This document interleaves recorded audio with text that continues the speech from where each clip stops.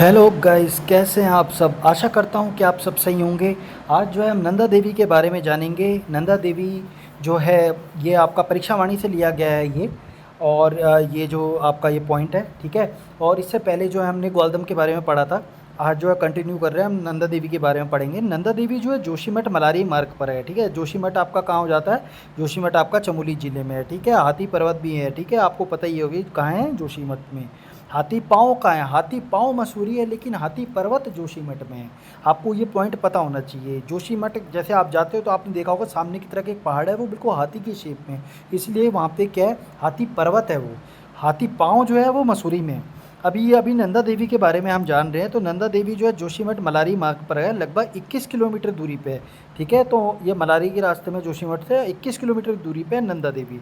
नंदा देवी का सिद्धपीठ मंदिर है। नंदा देखिए, आपने सुना होगा नंदा देवी भाई पहाड़ है, मंदिर है, क्या क्या है। तो उसके बारे में जो है हम देखते हैं इस लेसन में कि क्या है नंदा देवी ना। तो नंदा देवी एक सिद्धपीठ मंदिर है नंदा देवी का।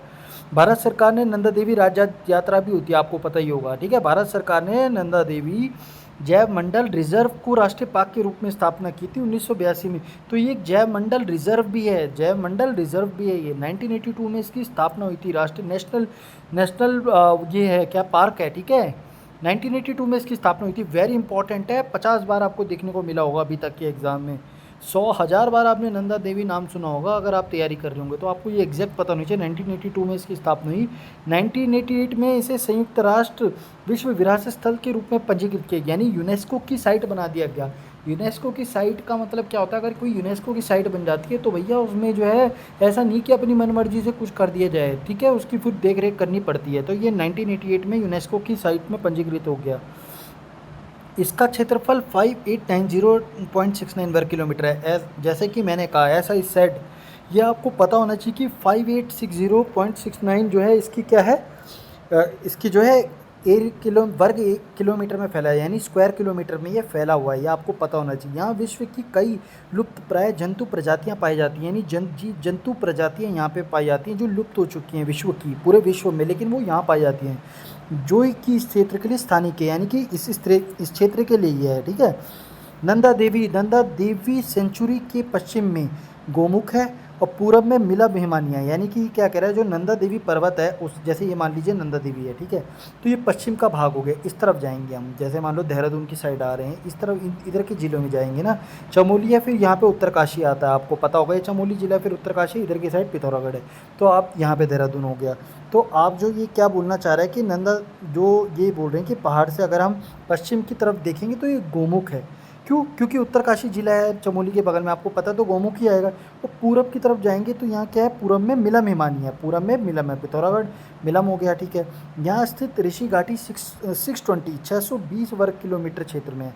ऋषि घाटी है 620 वर्ग किलोमीटर में। आपको इसका एरिया भी याद होना चाहिए कि 5860.69 स्क्वायर किलोमीटर में। ये क्वेश्चन डायरेक्ट आते हैं।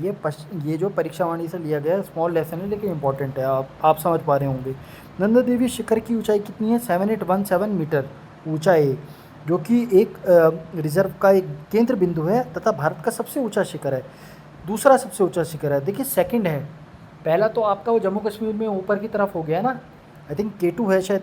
तो आप देख लेंगे एक बार, कमेंट बॉक्स में बता देंगे कौन सा है। तो उसके अलावा देखिए ये जो है सेकंड सबसे ऊंचा कौन सा है, आपका नंदा देवी शिखर है, ठीक है। 7817 मीटर ऊंचा है, ठीक है। तो गाइस ये लेसन जो है ये आपको याद होना चाहिए, 7817, इसको आप रट दीजिए, बिल्कुल आपके दिमाग में बैठा होना चाहिए। तो देखिए आप यहाँ तक बन पाए हैं, इसका मतलब आपको लेसन अच्छा लगा तो आपको लाइक शेयर एंड सब्सक्राइब ये जरूर करके जाना है, सब्सक्राइब चैनल को, ताकि जो मोटिवेशन मिलता रहे। बाकी गाइस मिलेंगे नेक्स्ट लेसन में। मैंने ये वीडियो किसी के साथ अभी मैं शेयर नहीं करता हूँ अपने फ्रेंड्स में, तभी सब्सक्राइबर आज की डेट में काफ़ी कम है।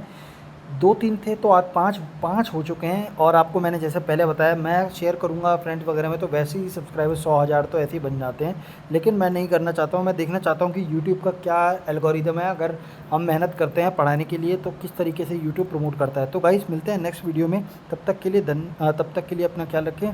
धन्यवाद, take care, thank you, bye.